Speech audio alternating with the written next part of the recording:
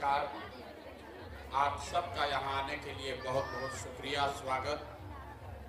मेरा ही नाम है प्रशांत किशोर और हम कोई नेता नहीं हैं, हम मुखिया सरपंच नहीं हैं, मंत्री विधायक नहीं हैं, बिहार के साधारण परिवार के लड़के हैं। माता पिता का आशीर्वाद है, ऊपर वाले की कृपा है, जीवन में कुछ हासिल कर लिए। अब तय किए हैं कि अगर भगवान ने हमको शक्ति, बुद्धि, साधन, व्यवस्था, पैसा दिया है तो जीवन में जो कुछ भी है वो सब बिहार के लोगों को की जिंदगी को सुधारने के लिए लगाना चाहते हैं। इसीलिए अपना घर परिवार छोड़ के पिछला 12 महीना से हम पैदल चल रहे हैं, गांव गांव पैदल जा रहे हैं। नाली गली नहीं बनवाते हैं, हम राशन कार्ड नहीं बनवाते हैं, हम आपका वृद्धावस्था पेंशन नहीं दिलाते हैं, हम पैदल चल रहे हैं। खाली लोग पूछ रहा है भाई पैदल काहे चल रहे हैं? हमारे पैदल चलने से आपका क्या फायदा है? हम वोट मांगते नहीं हैं, पैसा चंदा लेते नहीं हैं, तो पैदल काहे चल रहे हैं? पैदल इसलिए चल रहे हैं कि जिस समाज में लोगों की जिंदगी को सुधारना चाहते हैं, कम से कम एक बार अपनी आंख से जाकर देखना चाहते हैं कि आप और आपके बच्चे किस कठिनाई और किस परेशानी में जी रहे हैं। जो नेता आया उसने यही कहा कि हमको वोट दे दीजिए, हम आएंगे तो ठीक कर देंगे।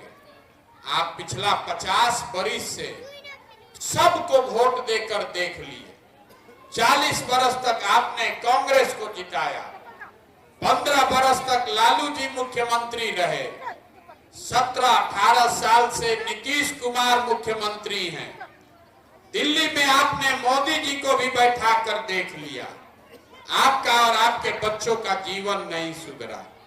तो अब भाई प्रशांत किशोर आए हैं, हम पर भरोसा कीजिएगा, हमको वोट दीजिएगा, तो इसका क्या गारंटी है कि हम आपके साथ धोखा नहीं करें? हम भी आपके साथ धोखा कर सकते हैं, इसीलिए हम वोट मांगते ही नहीं। आपको ये बताने आए हैं कि आप अपने दम पर कैसे अपने गरीबी से निकल सकते हैं।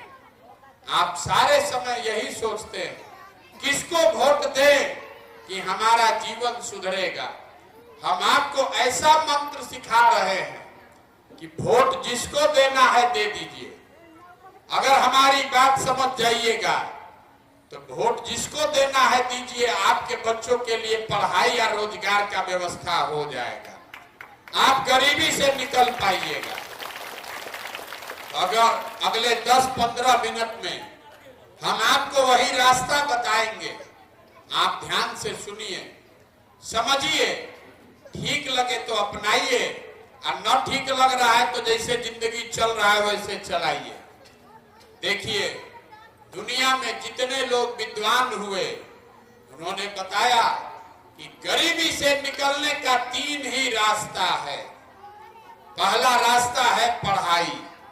अगर आपका बाल बच्चा पढ़ लिख जाए, पढ़ लिख के नौकरी पा जाए तो उससे उसका जीवन सुधर सकता है। दूसरा रास्ता है जमीन। अगर आप पढ़े लिखे नहीं हैं, आपके पास जमीन हो तो खेती किसानी करके भी आप अपना जीवन सुधार सकते हैं। और तीसरा रास्ता है पैसा, पूंजी। अगर आप पढ़े लिखे नहीं हैं, आपके पास जमीन भी नहीं है, लेकिन अगर पैसा हो तो कोई ना कोई छोटा मोटा रोजी रोजगार व्यापार करके आप अपना जीवन सुधार सकते हैं। बिहार में आप ध्यान से देखिएगा, अपने गांव में जाकर देख लीजिए, यहाँ ज्यादातर लोगों के पास ये तीनों में तीनों सुविधा नहीं है। आपके जो बच्चे हैं, गरीब का जो बच्चा है वो पढ़ने जाता है तो पढ़ाई नहीं करता है, खिचड़ी खा के घरे आता है। आप में से कुछ लोग हैं जो अपने बच्चों को प्राइवेट स्कूल में पढ़ा रहे हैं, कोचिंग ट्यूशन करा रहे हैं, आपके बच्चों का भी भला होने वाला नहीं है। स्कूल आप भले प्राइवेट में पढ़ा दीजिए, कॉलेज उसको सरकारी में ही जाना पड़ेगा। तो नीतीश कुमार के इस राज में स्कूल से खिचड़ी बंट रहा है और कॉलेज से डिग्री बंट रहा है, पढ़ाई दोनों में कहीं नहीं हो रहा है। तो जब आपका बच्चा पढ़ेगा ही नहीं तो उसको कोई दुनिया में डॉक्टर, इंजीनियर, कलेक्टर नहीं बना सकता है, उसको जीवन भर मजदूरी ही करना पड़ेगा। तो यहाँ ज्यादातर लोगों के बच्चों के पास पढ़ने का साधन सुविधा नहीं है। तो मान लीजिए पढ़ाई नहीं है, दूसरा रास्ता आपको बताया जमीन का। खेती करके आपका जीवन क्यों नहीं सुधर रहा है? वो इसलिए कि बिहार में जो हम लोग 100 लोग अगर रहते हैं तो 100 में 60 आदमी ऐसा है जिसके पास जमीन है ही नहीं। आप अपने गांव में भी देख लीजिएगा, अगर 100 आदमी रहता है तो 100 में 60 आदमी के पास जमीन है ही नहीं। और जो 40 आदमी के पास जमीन है, खेती कर रहा है, उसमें 35 आदमी ऐसा है जो 2 बीघा से कम का मालिक है। तो जो आप हम यहाँ खेती करते हैं, ये कमाने वाला खेती नहीं है, ये खाने वाला खेती है। आपके खेत में उतना ही उपज रहा है कि आपके बाल बच्चे का पेट भर जाए, उससे कमाने का रास्ता नहीं है। तो आपके पास पढ़ाई का साधन है नहीं, खेती से कमाई का जरिया है नहीं, तो एक रास्ता बचा। अगर आपके पास पैसा होता तो सरकार जाए चूल्हा भाड़ में, आपके पास पैसा होता कुछ नहीं करते, 4 को गाय भैंस पाल लेते, कोई किराना का दुकान खोल लेता, कोई कपड़ा का, सीमेंट का, खाद का व्यापार कर लेता। आप वो क्यों नहीं कर पाते? वो इसलिए कि यहाँ रहने वाले जो 100 लोग हैं, 100 में 80 आदमी दिन में 100 रुपया भी नहीं कमाता है। इस महंगाई के जमाना में अगर आप 100 रुपया भी नहीं कमाते हैं तो खाइएगा क्या, बचाइएगा क्या, और पैसा पूंजी कहां से लाइएगा? तो आपके पास पढ़ाई है नहीं, खेती से कमाई का रास्ता है नहीं, रोजी रोजगार करने के लिए पैसा पूंजी है नहीं, तो आखिर आप गरीबी से निकलिएगा कैसे? जिसको वोट देना है दे दीजिए। सरकार चाहे सड़क बना दे कि घरे घरे बिजली ला दे, सरकार आपको मुफ्त में अनाज दे दे कि आपके घर में सिलेंडर दे दे, आपका गरीबी नहीं खत्म होने वाला है।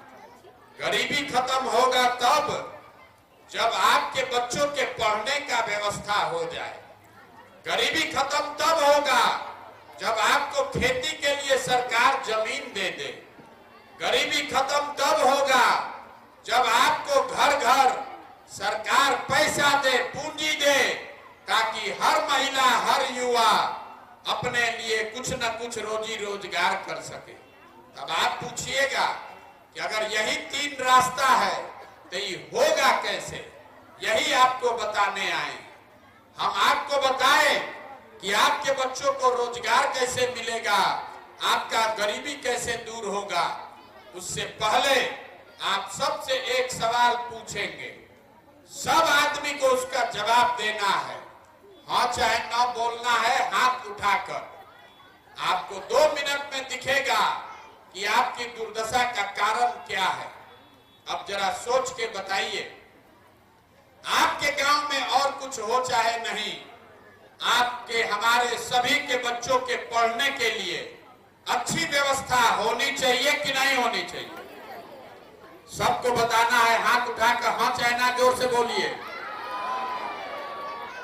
फिर से पूछ रहे, हाथ नीचे कीजिए। आप यहाँ कथा सुनने नहीं आए हैं, जो सवाल पूछ रहे हैं उसका जवाब दीजिए। आपकी समझ से आपके गांव में और कुछ हो चाहे नहीं, सभी के बच्चों के पढ़ने की व्यवस्था होनी चाहिए कि नहीं होनी चाहिए? आप कह रहे हैं कि पढ़ने का व्यवस्था होना चाहिए। हम नहीं बोले, आप में से बहुत सारे लोग हैं जो खुद नहीं पढ़े लिखे, कोई अगड़ा, कोई पिछड़ा, कोई गरीब, कोई अमीर, कोई महिला, कोई पुरुष, लेकिन सबको इतना समझ है कि भैया बच्चों के पढ़ने का व्यवस्था होना चाहिए। तो अब जरा अपने अपने बच्चों का चेहरा याद कर लीजिए, हर आदमी अपने बच्चों का चेहरा याद कर लीजिए और अपने बच्चों के नाम पर एक बार ईमानदारी से बताइए, आप में से किसने बच्चों के पढ़ाई के लिए जीवन में एक बार भी वोट दिया है? देखिए पूरा गांव शांत हो गया।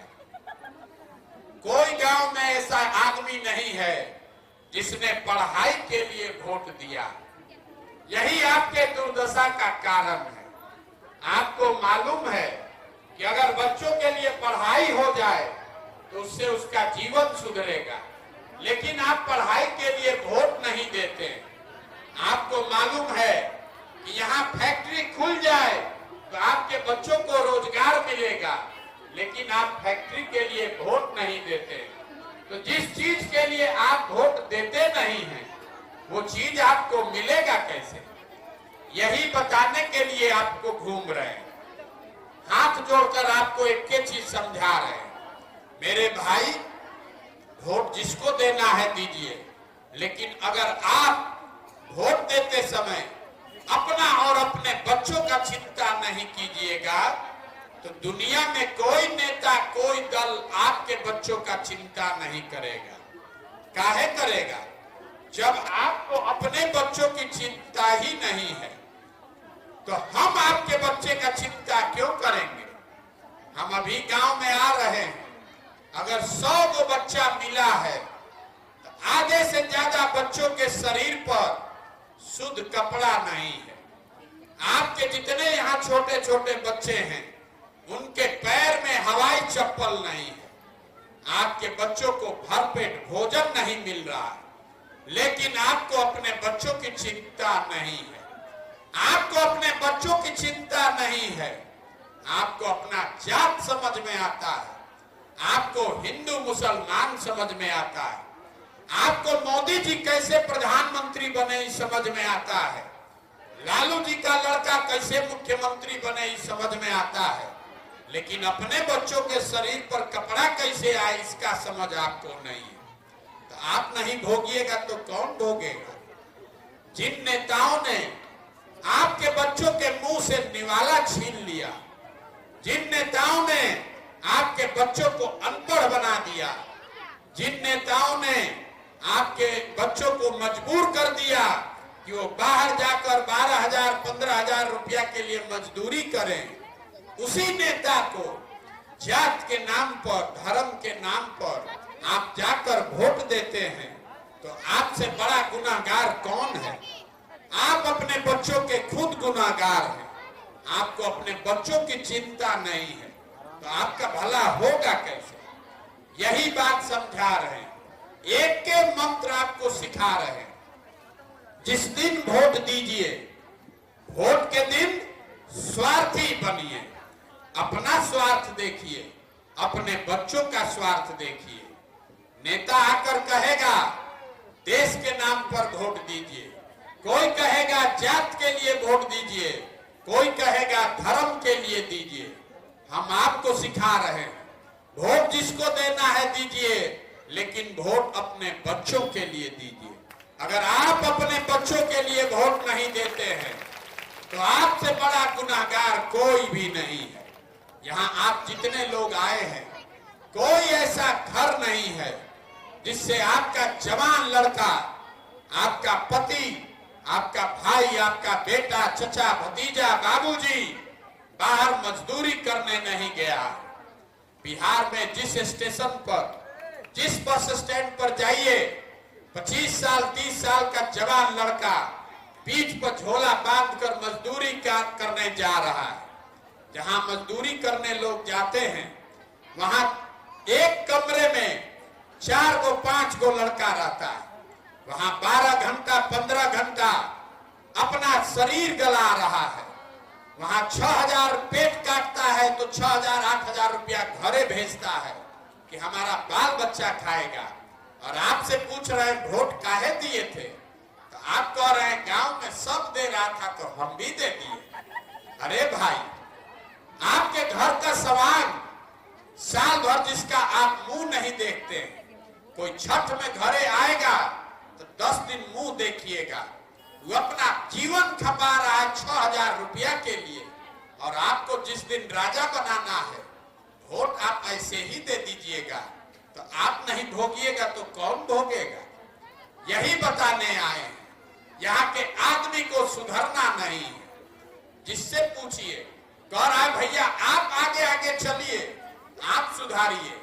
हम आपको सामने से कह रहे हैं, एगो प्रशांत किशोर को छोड़िए, अगर 10 प्रशांत किशोर आ जाएंगे तब भी ये सुधरने वाला नहीं है।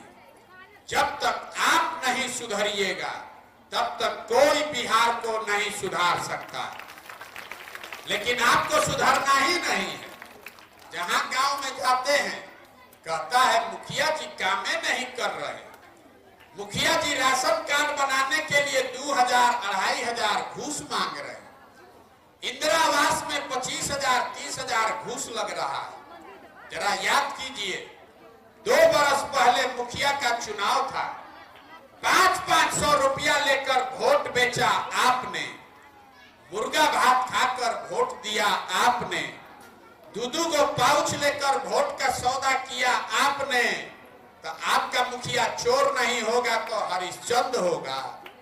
जिस दिन आप अपना ईमान बेच रहे थे, जिस दिन 500 रुपया में आपने अपना वोट और ईमान बेचा था, तब समझ में नहीं आ रहा था कि मुखिया जीतेगा तो चोरी करेगा।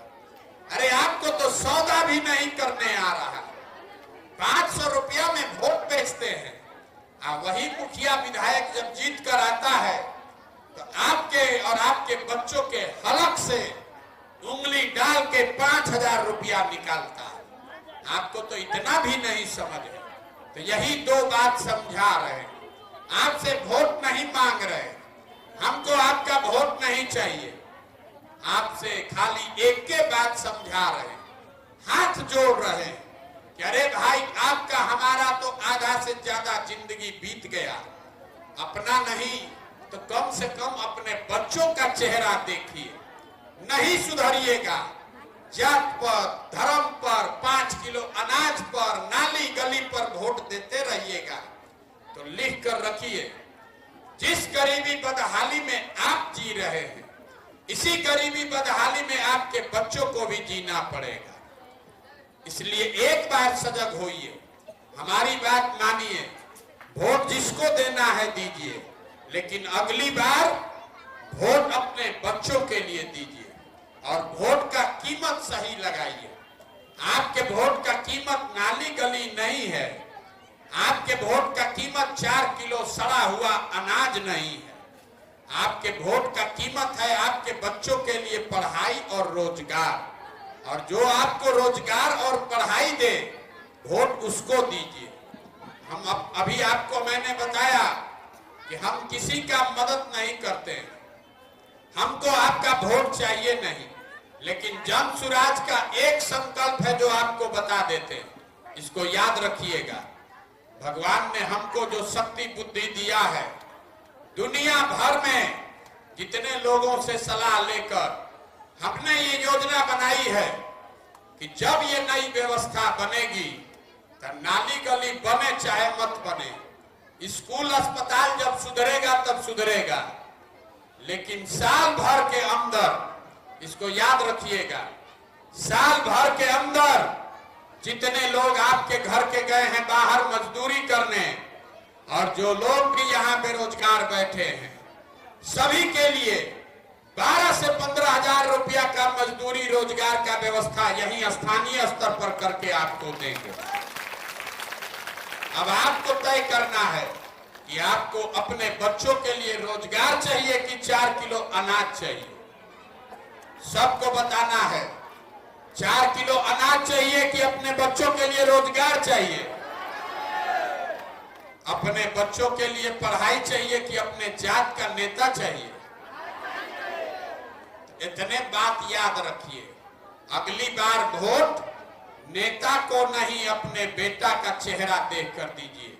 और वोट का कीमत नाली गली नहीं, 5 किलो अनाज नहीं, वोट का कीमत है आपके बच्चों के लिए रोजगार और पढ़ाई। अगर इससे कम पर सौदा कीजिएगा तो आपके बच्चों के भविष्य के लिए आप स्वयं से गुनाहगार होइएगा। यही बात बताने आए हैं।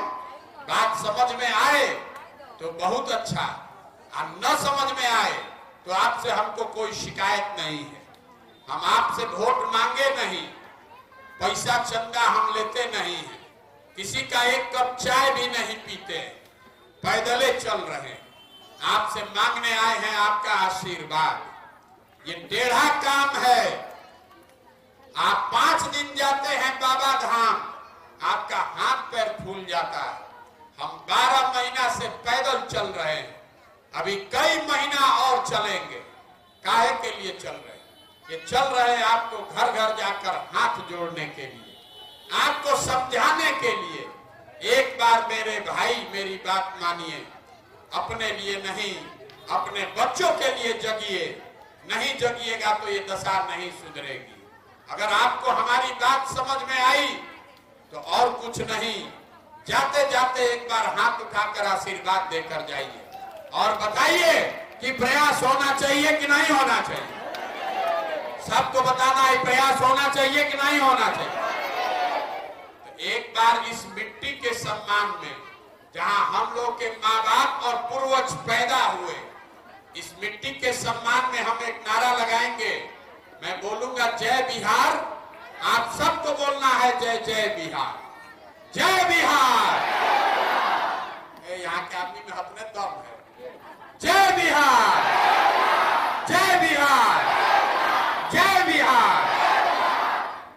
संकल्प लीजिए, आधा पेट खाइए लेकिन अपने बच्चों को पढ़ाइए। आपने अपने बच्चों को मजदूर बनाने के लिए नहीं पैदा किया है। अपने बच्चों को डॉक्टर, इंजीनियर, कलेक्टर बनाइए। खिचड़ी मत खिलाइए, बच्चों को पढ़ाने का संकल्प लीजिए, तभी जीवन सुधरेगा, नहीं तो जीवन आपका नहीं सुधर सकता है। आप आए, आपने हमारी बात सुनी, इसके लिए बहुत बहुत धन्यवाद।